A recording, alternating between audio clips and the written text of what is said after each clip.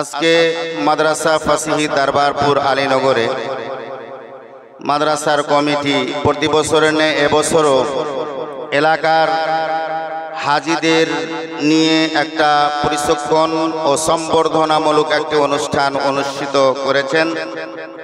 আল্লাহ তাবারক ওয়া তাআলার নিকটে দোয়া যে আল্লাহ তাবারক ওয়া তাআলা আজকের এই অনুষ্ঠানকে আল্লাহ যেন কবুল করে নেন।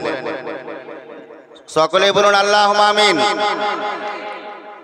আল্লাহ তাবারক ওয়া তাআলা এই অনুষ্ঠানকে যদি কবুল করে নেন তাহলে আমাদের ইনশাআল্লাহ কামিয়াবি হবে।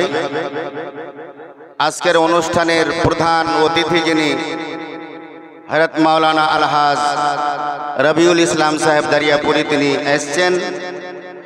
উনি বক্তব্য রাখবেন, হুজ্জাজে কেরামদের শোনাবেন। সংক্ষিপ্ত কয়েকটি কথা বলার জন্য উপস্থিত হয়েছি।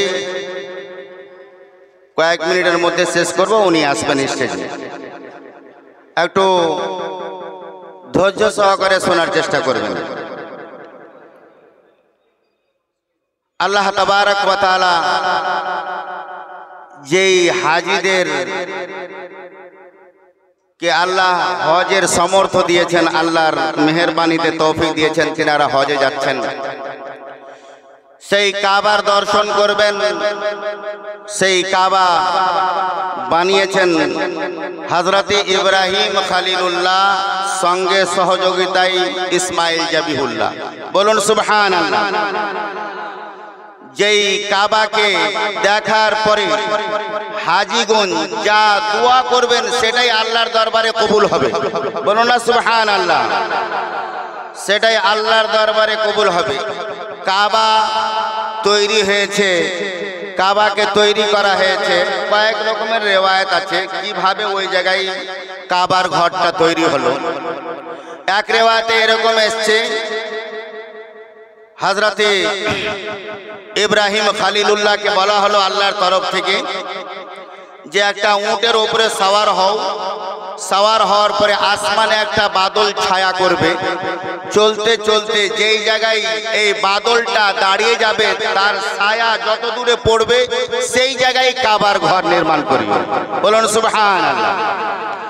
আর এক জায়গায় আছে, এক রেওয়ায়েতে একটা সাপ এসে যতদূর পর্যন্ত নিশানটা দিল ততদূর পর্যন্ত কাবার ঘর তৈরি করা হয়েছে। আর এক রেওয়ায়েতে আছে হযরতে জিবরিল আলাইহিস সালাম যেই স্থানের নিশান দিলেন সেই জায়গায় কাবা নির্মাণ করলেন হযরতে ইব্রাহিম খলিলুল্লাহ। বলুন সুবহানাল্লাহ। 5টি পর্বতের পাথর দিয়ে ওই কাবার ঘর তৈরি। পর্বতের নামগুলো লেবনান, হিরা, আবু কায়েস, সাফা এবং মারওয়া। এই 5টা পর্বতের পাথর দিয়ে কাবার ঘর নির্মাণ করা হয়েছে। হযরতে জিবরাইল আলাইহিস সালাম নিয়ে আসতেন, ইসমাইল সহযোগিতা করতেন, ইব্রাহিম সেই দেওয়ারগুলো গাঁথার জন্য পাথরটা সেটিং করতেন। বলুন সুবহানাল্লাহ। হযরতে ইব্রাহিম খলিলুল্লাহ ইনি প্রথম পাথর যখন যেটা রাখেন, মেহরাব যেখানে থাকে, মেহরাবে যখন পাথরটা রাখতে যাচ্ছেন যেমনই রেখেছেন সেই পাথরে লেখা নবী মুস্তাফা মুহাম্মদ রাসূলুল্লাহ, সেই পাথরে লেখা আছে। আবার একটা পাথর রাখলেন ডান কোনায়, সেই পাথরটা যেমনই রাখা সেই পাথরে লেখা আছে হযরতে আবু বকর সিদ্দিক। পরক্ষণে দ্বিতীয় পাথর বাম সাইডে রাখলেন, সেই পাথরটা রাখার পরে তাতে নাম দেখছেন হযরতে উমর ফারুক। তারপরে তৃতীয় পাথর রাখছেন, সেই পাথরে নাম লেখা আসছে হযরতে ওসমান গনি। চতুর্থ পঞ্চম পাথর যখন হযরতে ইব্রাহিম খলিলুল্লাহ রাখছেন সেই পাথরে নাম লেখা হচ্ছে হযরতে আলী শেরে খোদা রাদিয়াল্লাহু তাআলা। যদি কোনো হাজি হজ করার সময় এই 5 জনের মহব্বত না নিয়ে হজ করে তার হজ কবুল হবে না। তার সেই 5 জনের মহব্বতকে অন্তরে বসিয়ে কাবার ঘর তাওয়াফ করবে এবং সে বাকি হজের আহকাম ও আরকান আদা করবে, তাহলেই তার হজ কবুল হবে। সংক্ষিপ্ত নিয়ম এইভাবে বলছি। নিয়ম হচ্ছে, যারা হাজিগণ হজ করতে যাবেন, প্রথমত এখান থেকে যাওয়ার সময় ফার্স্ট তার উমরা হবে। হজের আসল কাজ শুরু হবে 8 তারিখ থেকে। তার আগে এখান থেকে যেটা যাওয়ার পরে যেটা করবে, সে প্রথমত সেটা করবে উমরা। হাজিদের জন্য প্রথমত তার জন্য এটা বলা যাবে যে জাহাজে চাপার আগেই নিজের খাওয়া দাওয়াটা সংক্ষিপ্ত করবে। সংক্ষিপ্ত না করলে, অল্প না খেলে তার পেশাব পায়খানার প্রয়োজন পড়বে। এয়ারপোর্টে ঢোকা থেকে নিয়ে ওই জিদ্দা এয়ারপোর্ট থেকে বের হওয়া পর্যন্ত প্রায় 10 ঘন্টা সময় লাগবে। এই সময়ে যেন এই কাজগুলোর দরকার না পড়ে, যার ফলে সে খাওয়া দাওয়াটা সংক্ষিপ্ত করবে। হজে এয়ারপোর্টে যাওয়ার পূর্বেই বাড়ি থেকেই নিজের শরীরের সমস্ত ওই লোমগুলো পরিষ্কার করে নেবে, যেটা কাটার হুকুম আছে। তারপরে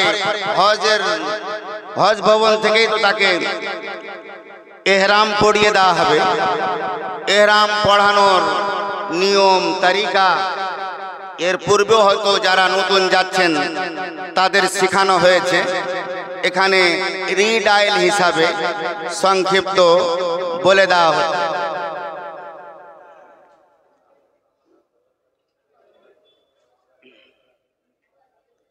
এহরামটা পড়ার সিস্টেমটা একটু দেখিয়ে দিই।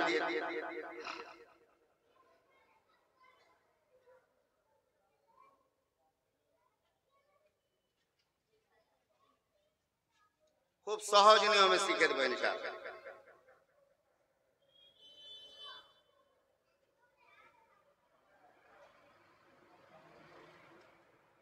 এইভাবে ধরলাম আর এখানে ধরে দিয়ে হয়ে গেল।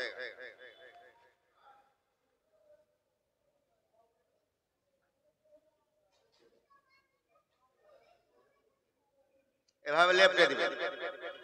অনেকজনের বেল্ট আছে, বেল্ট দিয়ে কষবে। এটা তো বেল্ট নিজের প্রয়োজনীয় কাজের জন্য, কিন্তু নিজ ইচ্ছায় যেন এই কাপড়টা থাকে বিনা বেল্ট লাগা, এই হিসাবে টাইট করবে আর কি। এভাবে লাগিয়ে নিল। এবার এটাকে এখানে ওযু করার পর, ইহরাম পড়ার পর ওই 2 রাকাত নামাজ পড়ার সময় কিন্তু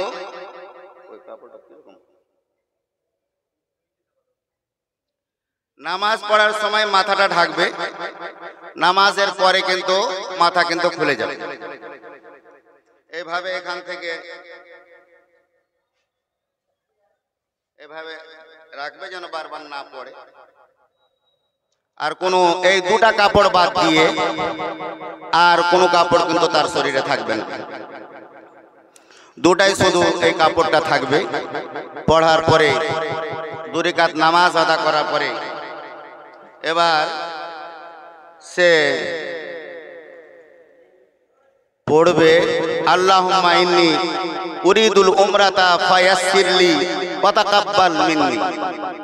এ আল্লাহ, আমি উমরার নিয়াত করলাম, এটা আমার তরফ থেকে আমার জন্য সহজ করো এবং কবুল করো। আরবিতে দোয়া পড়া জরুরি নয়, নিজের ভাষাতে সেই দোয়াটা বলবে। ওই চা খাওয়াতে গিয়ে এত চিল্লালে তাহলে তো মেন প্রোগ্রামটাই শেষ হবে। চিল্লাবে না, শর্টে শর্টে দেন, যারা নেবে তারাও চিল্লাবে না। তো এ আল্লাহ, আমি উমরার নিয়াত করলাম, এটা আমার জন্য সহজ করো এবং কবুল করো। এখান থেকে এবার নিয়াত করার পরে নামাজ পড়ার পরে নিয়াত যখন করে নিলাম, নিয়াত করার পরে পরে লাব্বাইক আল্লাহুম্মা লাব্বাইক লা শারীকা লাকা ইন্নাল হামদা ওয়ান নি'মাতা আল্লাহুম্মা লাব্বাইক লা শারীকা লাকা লাব্বাইক ইন্নাল হামদা ওয়ান নি'মাতা লাকা ওয়াল মুলক লা শারীকা লাক। পরপর 3 বার পাঠ করবে। 3 বার পাঠ করার পরে তার এখান থেকে কাজ আরম্ভ হলো। যদি সে চায় যে জাহাজে যতক্ষণ বসে থাকবে লাব্বাইক বলতেই থাকবে। মুফতি নূর আলম সাহেব বললেন, লাব্বাইক মানে আমি উপস্থিত আছি। যেমন আমরা মাদ্রাসায় অ্যাটেন্ডেন্স করি তো লাব্বাইক বলা হয়, স্কুলগুলোতে এস স্যার বলা হয়, কোনো জায়গায় আবার উপস্থিত স্যার বলা হয়। লাব্বাইক যখন ছেলের নাম ধরে ডাকবো তখন সে বলবে লাব্বাইক। যতক্ষণ না সেই ছেলের নাম ধরে ডেকেছি সে লাব্বাইক বলবে না। যখন একটা হাজি লাব্বাইক বলছে তো কে ডাক দিল তাকে? লাব্বাইক বলছে তো কে ডাক দিল? কখন ডাক দিল? যখন হযরতে ইব্রাহিম খলিলুল্লাহ তিনি কাবার ঘর নির্মাণ করার পরে আল্লাহ রাব্বুল আলামিন তিনাকে বললেন, এ ইব্রাহিম তুমি হজের এলান করো, আযিন ফিন্নাস লিল হজ, হজের জন্য এলান করো। তো ওই সময় তিনি এলান করেছিলেন, তার আওয়াজটা সমস্ত ওই হাজিগণের কানে পৌঁছে দিয়েছিলেন আল্লাহ। কিন্তু আপনি বাবার সুলবে ছিলেন, ওই সময় যারা মায়ের গর্ভে ছিলেন। এখন আপনি পৃথিবীতে আসলেন, পৃথিবীতে আসার পরে কাজ কর্ম করার পরে এবার আল্লাহকে বলছেন, আল্লাহ দুনিয়ায় এসেছিলাম, কাজকর্ম করেছি, হজের উপযুক্ত হওয়ার সময় এবার হজের জন্য রওনা হয়েছি। লাব্বাইক আল্লাহ তুমি ডেকেছিলে, আমি উপস্থিত আছি। বলুন সুবহানাল্লাহ। লাব্বাইক আল্লাহুম্মা লাব্বাইক লা শারীকা লাকা লাব্বাইক ইন্নাল হামদা ওয়ান নি'মাতা লাকা ওয়াল মুলক লা শারীকা লাক। এবার এখান থেকে গেলাম, সংক্ষিপ্ত বলতে যাচ্ছি। এবার হাজিগণ তো হয়তো নিজের স্থানে যাবে, ওযু যদি না থাকে তো ওযু করে নেবে। এবার মসজিদে হারামে প্রবেশ করবে। মসজিদে হারামে প্রবেশ করার সময় আমরা যখন মসজিদে প্রবেশ করি তখন বলি আল্লাহুম্মা আফতাহলি আবওয়াবা রাহমাতিকা। তখন ওখানে বলবে বিসমিল্লাহি ওয়াসসালামু আলা রাসূলিল্লাহ আল্লাহুম্মা আফতাহলি আবওয়াবা রাহমাতিক। প্রথমে নবীকে সালাম দেবে, তারপরে বলবে আল্লাহ আমার জন্য রহমতের দরজা খুলে দাও। বলুন সুবহানাল্লাহ। এবার মসজিদে হারামে প্রবেশ করার পরে গেট থেকে কিন্তু কাবাটা দেখা যাবে না, কিছু দূর যাবে তখন তারপরে কাবাটা নজর আসবে। এই যে একটা মেন সময় যে আল্লাহ একটা অফার দিয়েছেন, সেই অফারটা যেন কেউ হাত ছাড়া না করে।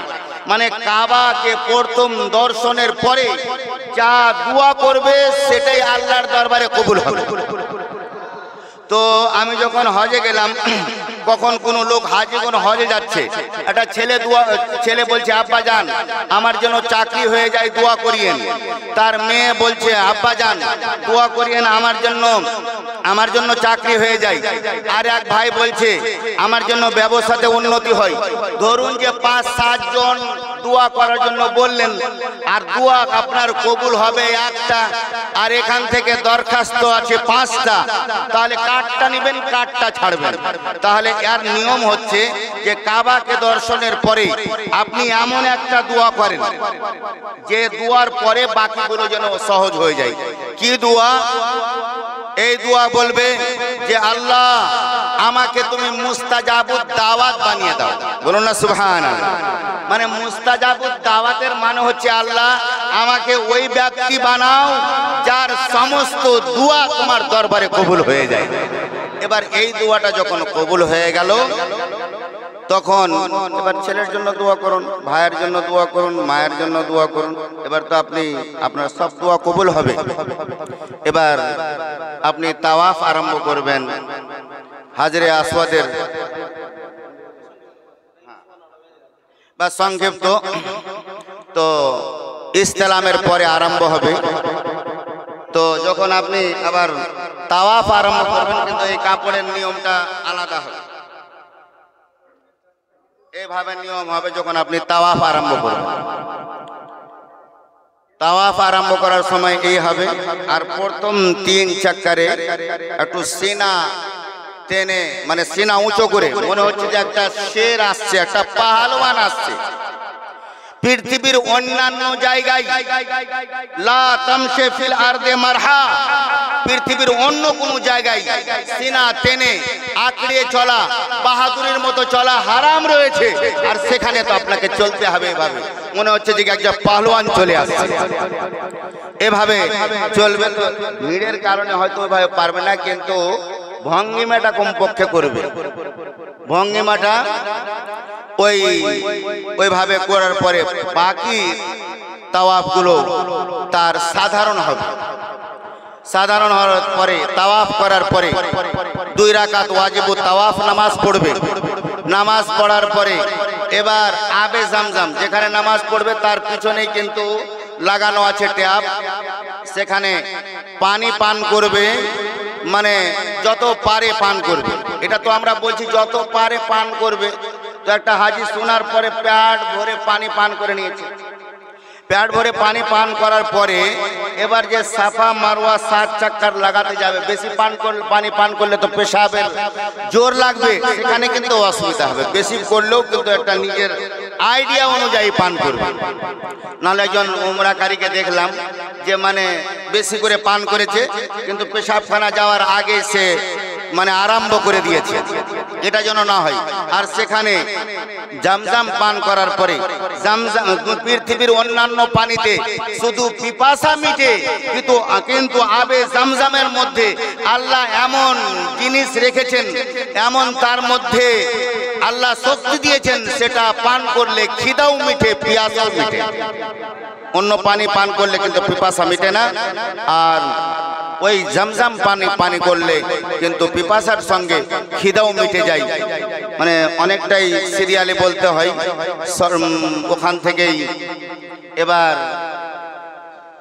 চলে যাবে ও সাফা ও মারওয়া, সাফা মারওয়া থেকে, সাফা থেকে মারওয়া, মারওয়া থেকে সাফা, এ করে 7 চক্কর লাগাবে। ওপরে কিন্তু হাড়ি বাতি লাগানো আছে, সেখানে কিন্তু দৌড়াবে। মেয়েরা কিন্তু দৌড় দেবে না, ছেলেরা দৌড় দেবে। যতদূর পর্যন্ত বাতি লাগানো আছে তত দৌড়বে, আবার সাধারণ হবে, আবার ফেরার পথে আসবে। এভাবে তার কাজ সমাধা হবে। সংক্ষিপ্ত আলোচনা। এবার আপনাদের সম্মুখে হযরত মাওলানা আলহাজ রবিউল ইসলাম